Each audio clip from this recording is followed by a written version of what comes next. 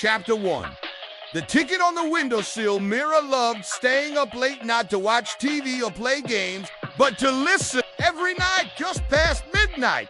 She'd hear a faint sound outside her window. Chuff, chuff, hiss, like a train, but there hadn't been a train track in her town for over 50 years. One night, just before bed, she found something on her windowsill.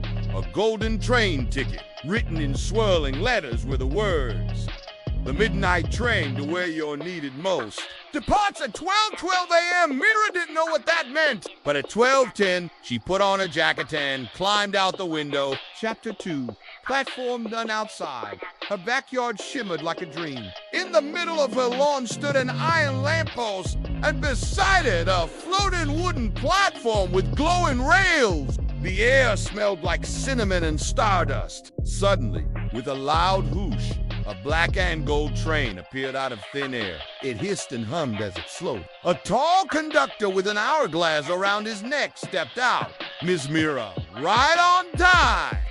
Where does this train go? To where you're needed most, he replied.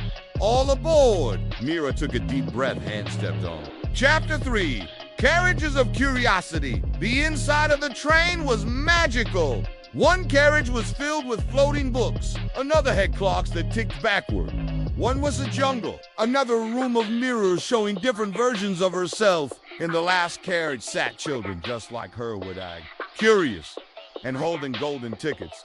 You're dreamers, said the conductor. And you're here to help. Help who?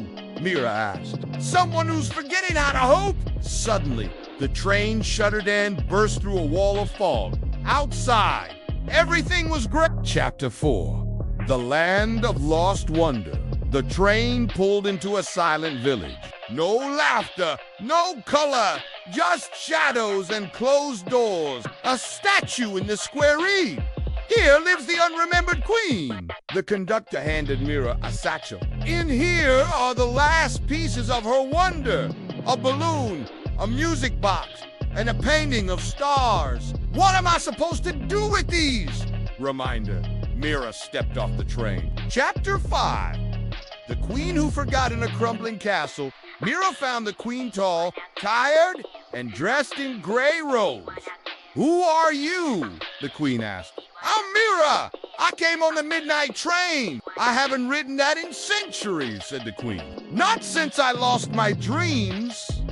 Mira gently handed her the music box. It played a soft tune, and a tear rolled down the queen's cheek. Next, Mira gave her the balloon. It floated up and popped with glitter. Finally, Mira held up the painting of stars. You once dreamed of visiting the sky, Mira said. The queen whispered, I remember. Chapter 6. Color returns. As the queen remembered, the gray walls of her castle turned gold.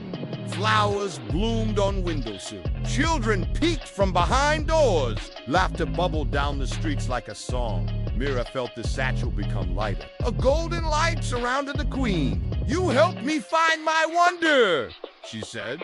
How can I thank you?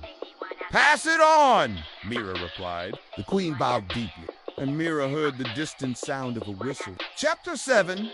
The last stop back on the train. The children cheered. Another land had been healed. Mira watched the world fly by outside the window. Floating islands, fireflies, cities, forests that glowed. One by one, the other children got off to help more forgotten lands. Soon, only Mira remained. You've done well, said the conductor. Time to go home. Will I remember all this? She asked. In your heart, always? The train pulled into her backyard. She stepped off as the sun began to rise. Chapter 8. A ticket for tomorrow in her room. The golden ticket was gone, but on her desk was a small envelope. Inside was a note that read, the train returns whenever you're ready. Wonder is needed everywhere, even close to home. From that day on, Mira helped people around her remember the joy in little things. Drawing chalk dragons on the sidewalk, organizing stargazing nights, reading stories to lonely neighbors. She never stopped listening at night. And sometimes, just sometimes, she still heard the sound of a distant train. Moral of the story, Wonder is powerful. It helps people heal. Even a small act of kindness can change someone's world. Imagination isn't childish, it's a gift. Sometimes you're the hero someone else is waiting for.